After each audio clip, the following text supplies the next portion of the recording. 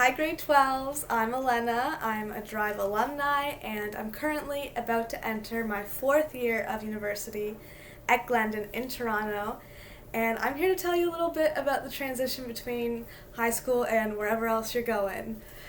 Coming out of grade 12, the one thing that really put a damper on my excitement were all the warnings I got. So many people were so eager to tell me about all the Christians that abandoned their faith after moving out, which is why I'm so happy to tell you that the opposite was true for me. And there were definitely bumps along the road. It wasn't super easy, but I can confidently say that my first year of university was, above all else, a year of growth. And I'm confident that the same can be true for you. So here's what you need to remember, and it's probably something you've already learned through Drive. Growth doesn't happen outside of community. I'm going to say it again. Growth doesn't happen outside of community.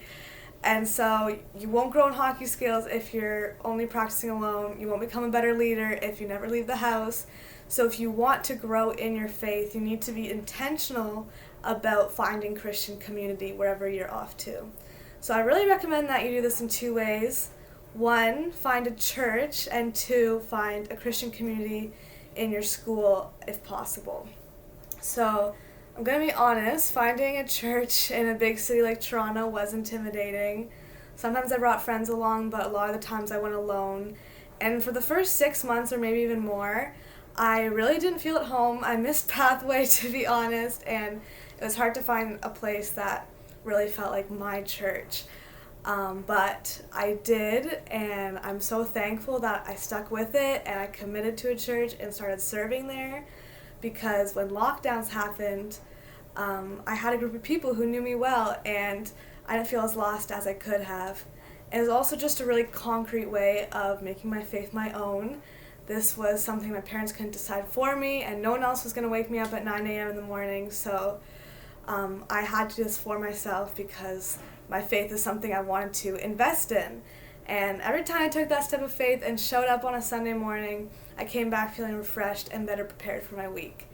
And the second community that was highly important to me was my Christian club on campus called Power to Change.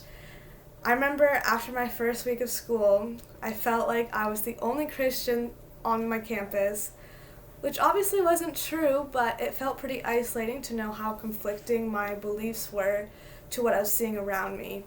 But joining a Christian group on campus made me realize I wasn't alone in my faith.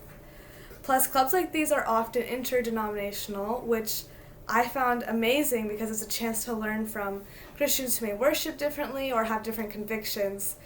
And the people I met really helped me to become so much more comfortable with evangelism and worshiping in different ways, which was such a gift. I also really learned about discipleship in a really concrete and applicable way, so that was super helpful to my faith. And Power to Change is on a lot of university and college campuses across Canada, so definitely make sure to look and see if it's wherever you're going.